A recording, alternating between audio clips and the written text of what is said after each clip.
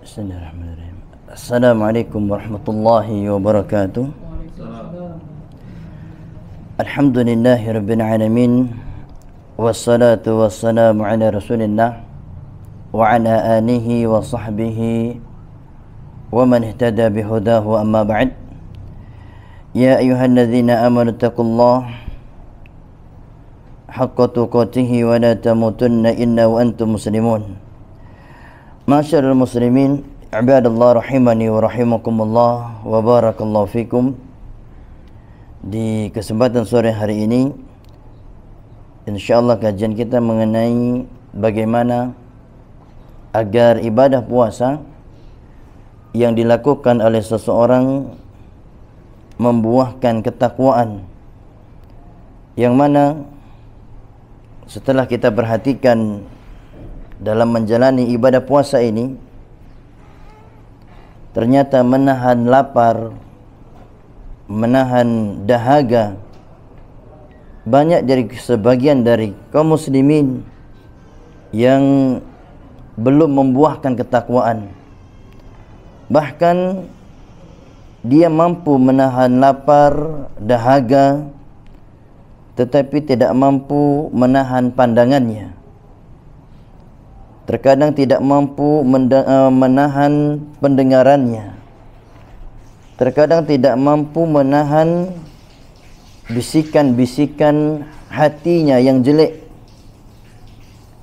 Kalaulah demikian kondisinya, seakan-akan ibadah puasa itu tidak tercapai tujuannya, yang mana tujuannya disebutkan di dalam Al-Quran, ya ayyuhalladzina amanu kutiba alaikumus siyam kama kutiba alal ladzina min qablikum la'allakum tattaqun.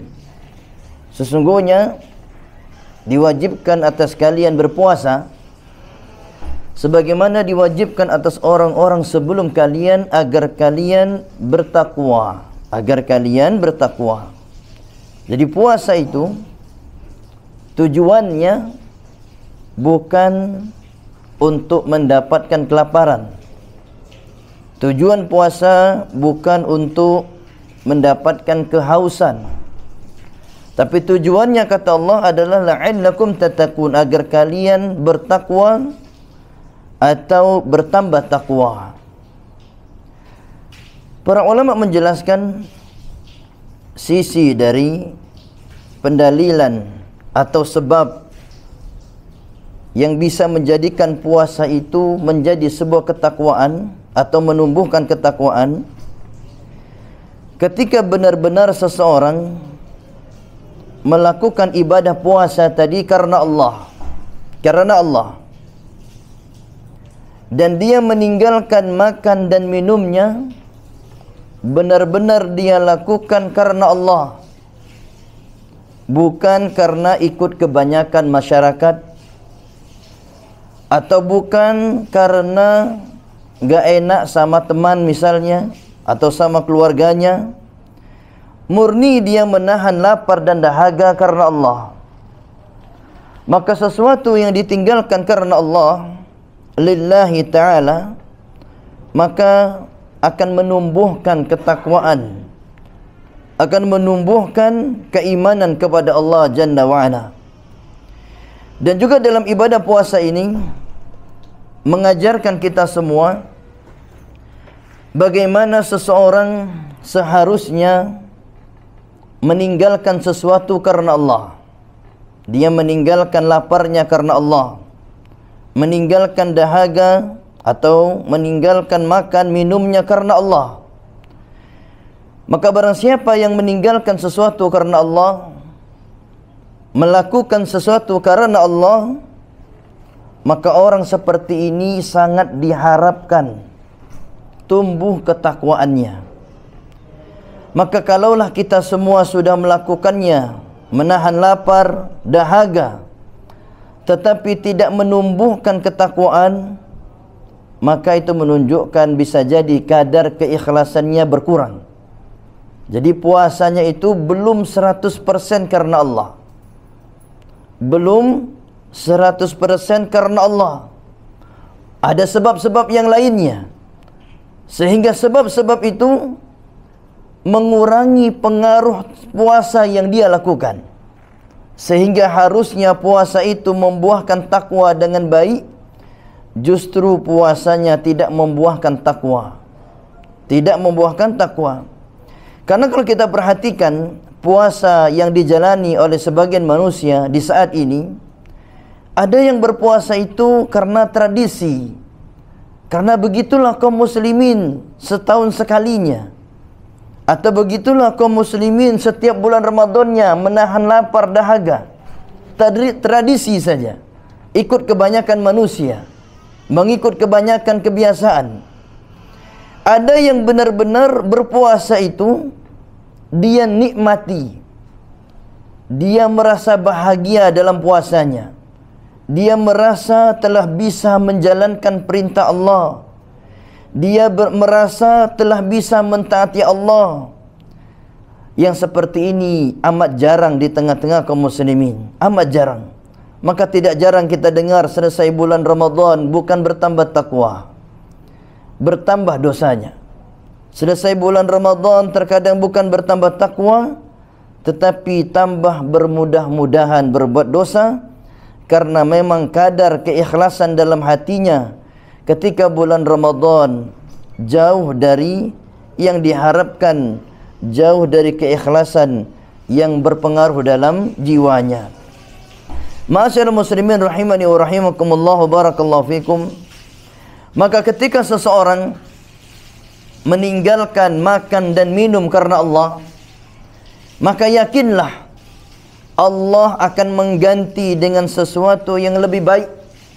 Allah akan ganti dengan sesuatu yang lebih indah.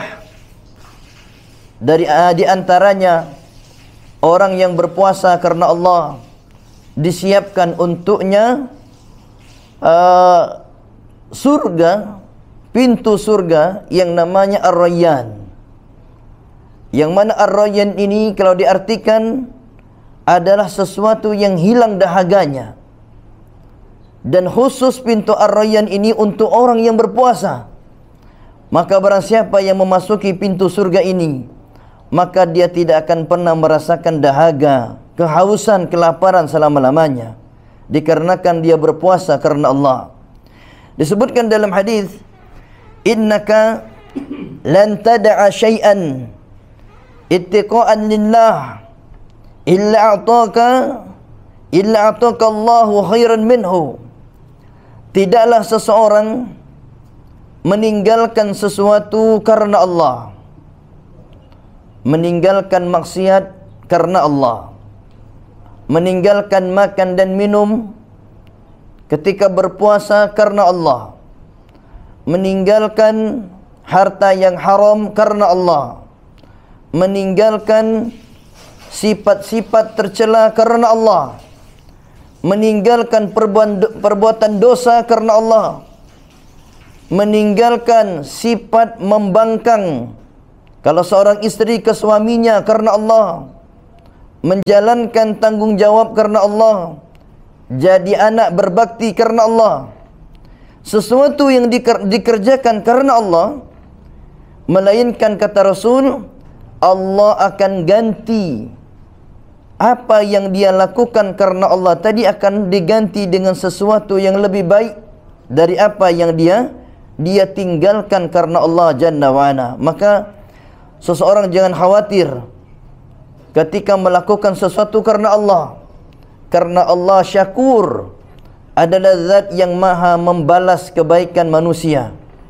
Allah Syakur, sangat mampu dan bisa membalas kebaikan-kebaikan yang dilakukan oleh manusia, bahkan dibalas berkali-kali lipat, dibalas dengan balasan yang banyak, yang pastinya lebih baik dari apa yang mereka kira sebelumnya. Allah Subhanahu wa ta'ala menyebutkan dalam Al-Quran tentang kisah orang-orang muhajirin yang mereka disebutkan dalam Al-Quran hijrah, pindah dari Madinah dari Mekah menuju Madinah, dari Mekah menuju kota Madinah. Yang mereka ini pastinya mengalami kelelahan yang luar biasa. Karena di zaman dahulu tidak ada yang namanya mobil, adanya onta. Perjalanan dengan onta dari Mekah ke Madinah itu lebih kurang kalau naik onta sebulan perjalanan, atau bisa jadi kurang dari itu. Jadi perjalanan sebulan. Atau kalau yang jalan kaki dari Mekah ke Madinah itu butuh waktu sekitar sebulan perjalanan. Mungkin kalau naik ontanya lebih cepat atau 20 hari. Kalau jalan kakinya sekitar 1 bulan. Ini perjalanan yang sangat melelahkan. Tetapi ternyata orang-orang muhajirin melakukannya karena Allah.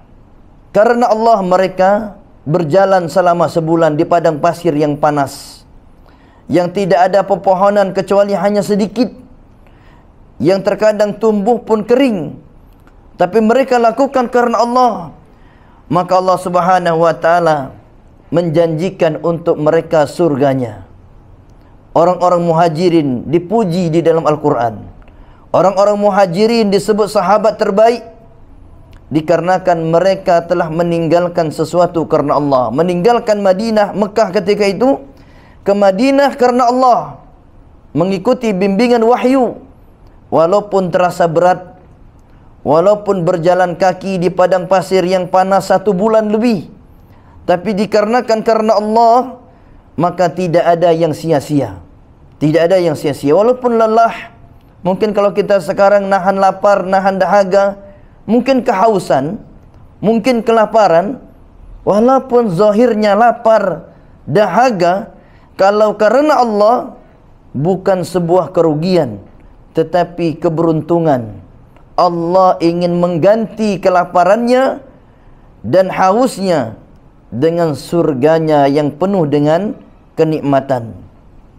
Kisah yang kedua disebutkan kisah Nabi Ibrahim alaihissalam. Nabi Ibrahim meninggalkan kampung halamannya karena Allah. Karena di kampung halamannya penuh dengan sesembahan berhala, maka Allah ganti dengan mengkaruniakan seorang anak Ishak, kemudian anak yang lainnya, dan Yakub, serta anak keturunan yang saleh. Maka tidak ada yang sia-sia kalau dilakukan karena Allah Jalla wa'ala. Begitu juga kalau kita lihat kisah Ashabul Kahfi, yang mana kisah ini yang kita ketahui bersama dalam surah Al-Kahfi, tentang kisah orang-orang yang diancam, yang akhirnya karena ancaman itu dia rela meninggalkan kampung halamannya, mengasingkan diri, dan tertidur selama 300 tahun 9 bulan tidur di dalam gua demi meninggalkan kemungkaran, demi meninggalkan sesuatu karena Allah. Maka kalau kita sekarang hanya meninggalkan lapar, meninggalkan makan, meninggalkan minum, kalau dibandingkan dengan orang dahulu itu sangat ringan. Maka hendaknya kita semua memahami, harus kita mantapkan dalam hati kita semua, meninggalkan lapar dan dahaga ini, meninggalkan makan dan minum yang akhirnya lapar dan dahaga, hendaknya kita benar-benar ingat kita lakukan karena Allah Jalla wa'ala. Di antara kisah yang berikutnya, meninggalkan sesuatu karena Allah, kisah Nabi Sulaiman. Yang mana Nabi Sulaiman ini dikisahkan memiliki ternak kuda. Pada suatu hari Nabi Sulaiman itu sibuk memelihara kudanya. Sampai-sampai Nabi Sulaiman itu lupa salat di waktu asar sebelum terbenamnya matahari. Maka Nabi Sulaiman pun merasa rugi. Dia merasa rugi dikarenakan sibuk mengurusi ternaknya, dia terluput dari salat ba'dal asr. Akhirnya sebagai bentuk penyesalannya, Nabi Sulaiman menyembelih seluruh kuda-kudanya dan dagingnya dikasihkan makan kepada orang, disedekahkan. dikarenakan Nabi Sulaiman melakukannya karena Allah, akhirnya yang dulunya tunggangannya adalah kuda diganti oleh Allah, tunggangannya sekarang adalah angin yang lebih baik daripada kuda. Begitulah banyak kisah di dalam Al-Quran, banyak kisah yang disebutkan dalam hadis. Barang siapa yang meninggalkan sesuatu karena Allah, Allah akan ganti yang lebih baik. Misalnya seseorang meninggalkan memandang yang haram, apa gantinya? Allah kuatkan keimanan dalam hatinya. Apa gantinya? Allah semangatkan dia untuk beribadah. Apa gantinya? Allah mudahkan dia membaca Al-Quran, berzikir pagi dan sore, dan di semua kondisi. Allah ganti dengan yang lebih baik. Maka jangan pernah seseorang merasa ragu akan kerugian. Jangan seseorang merasa ragu ketika meninggalkan larangan Allah. Allah akan ganti yang lebih baik. Contoh yang berikutnya, barang siapa yang menerima takdir Allah dan dia meninggalkan sifat penentangan, dia meninggalkan sifat menentang takdir, dia benar-benar menyerahkan urusannya seluruhnya kepada Allah, maka Allah akan ganti dengan yang lebih baik. Allah akan berikan kepadanya sifat ridha. Allah berikan kepadanya sifat yakin. Yakin bahwasanya Allah adalah pengatur yang terbaik.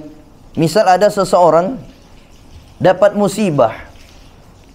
Ketika dia dapat musibah, dia buang hal-hal yang menyebabkan dia tidak menerima kalau musibah itu adalah takdir dari Allah. Dia buang hal-hal yang tidak menerima takdir. Dia serahkan urusannya kepada Allah. Kalau seperti ini, kata para ulama, Allah akan ganti yang lebih baik.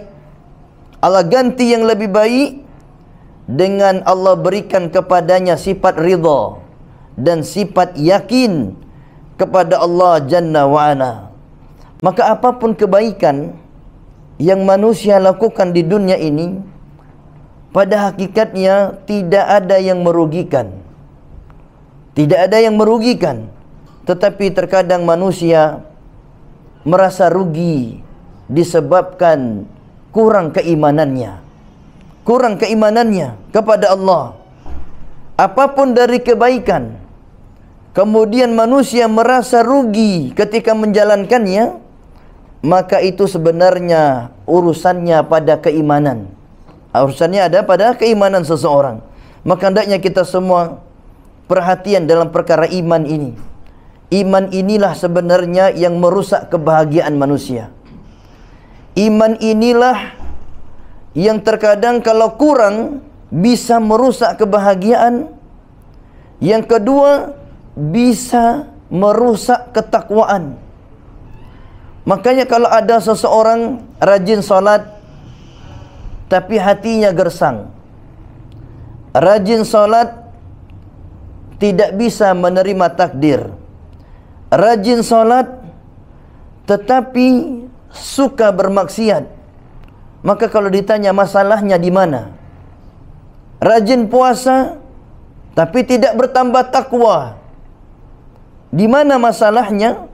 Masalahnya adalah di imannya, pada keimanannya.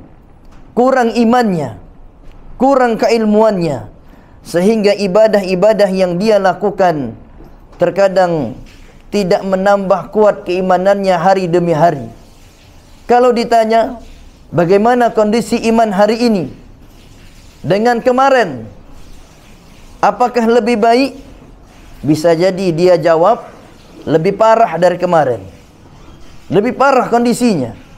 Atau bisa jadi sama saja kemarin dengan hari ini, dan bisa jadi juga lebih baik yang kemarin daripada hari ini, atau hari ini lebih baik daripada kemarinnya.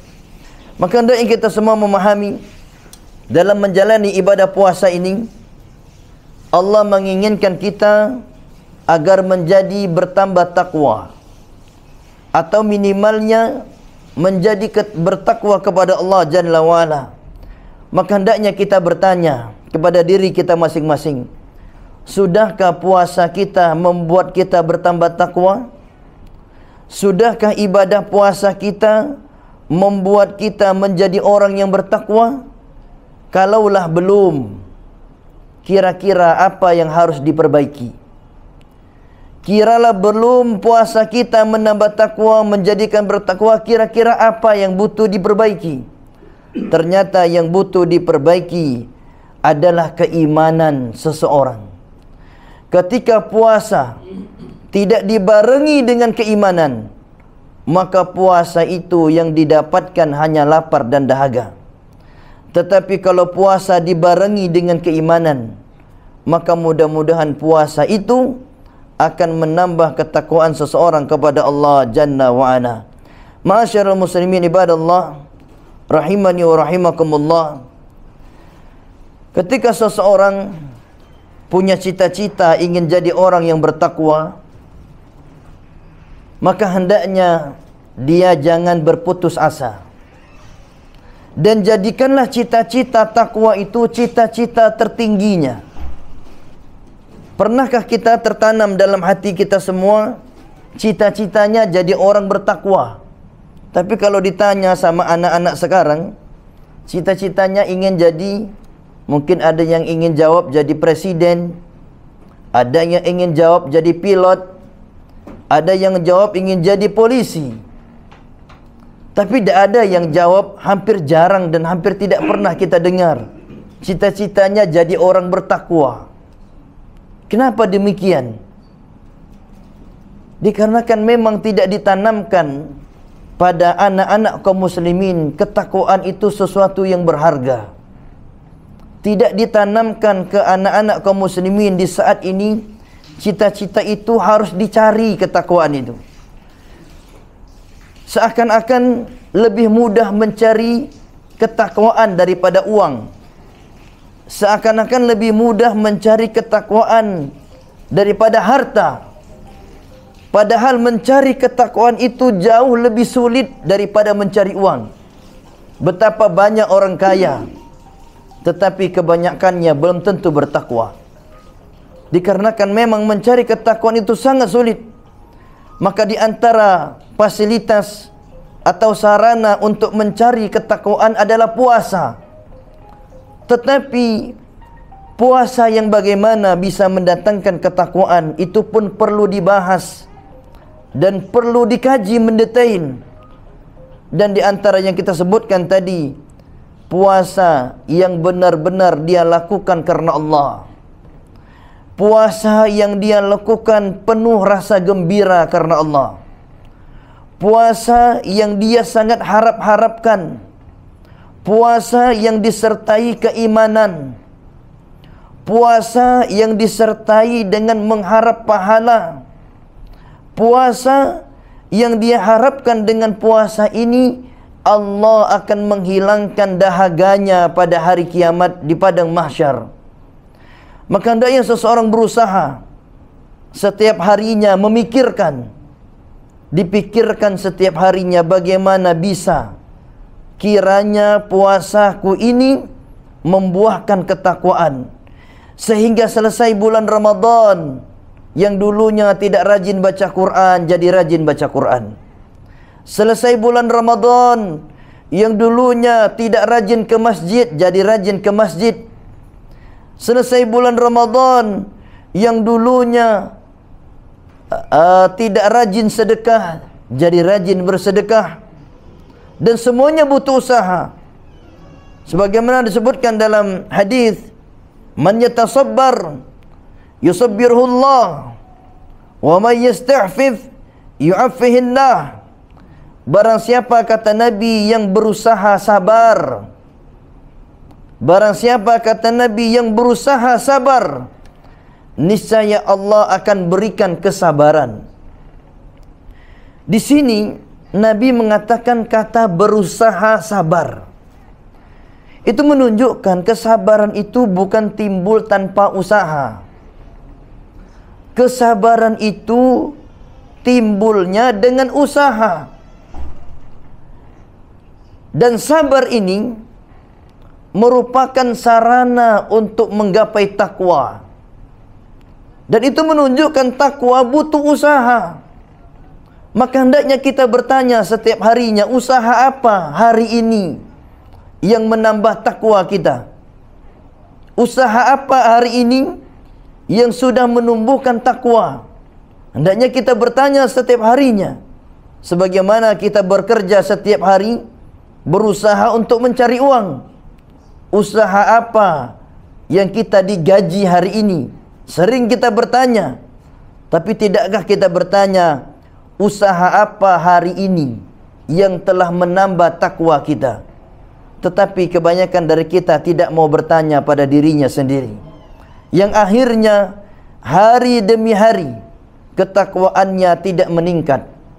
Hari demi hari ketakwaannya tidak bertambah baik. Bahkan ketakwaannya sering berkurang, merosot, melemah. Maka hendaknya kita semua memahami bahwasanya semua bentuk ibadah yang kita jalankan kepada Allah, Allah menginginkan kita bertakwa kepada Allah Jalla wa'ala, yang dengannya seseorang membawa bekal terbaik menghadap Allah Jalla wa'ala. Ma'asyarul muslimin rahimani wa rahimakumullah wa barakallahu fikum. Terlebih setelah kita menjalani puasa Ramadan ini, kita saksikan sebagian kita atau diri kita sendiri ketika berpuasa juga sambil bermaksiat.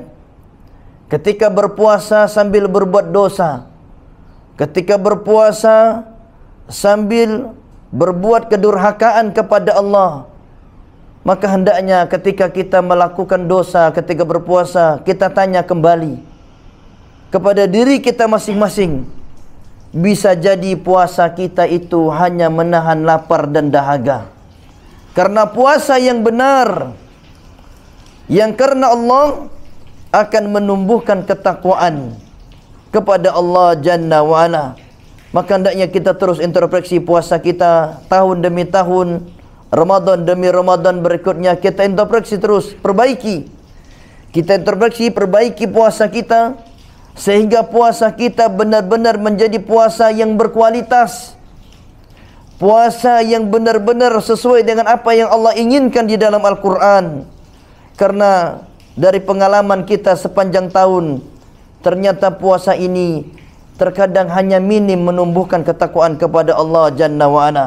Maka mudah-mudahan Allah Subhanahu wa ta'ala memberikan kepada kita semua puasa yang memberikan dampak pengaruh ketakwaan, sehingga puasa itu benar-benar menjadikan seseorang setelah Ramadan diampuni dosa-dosanya dan memperberat timbangannya pada yaumul qiyamah.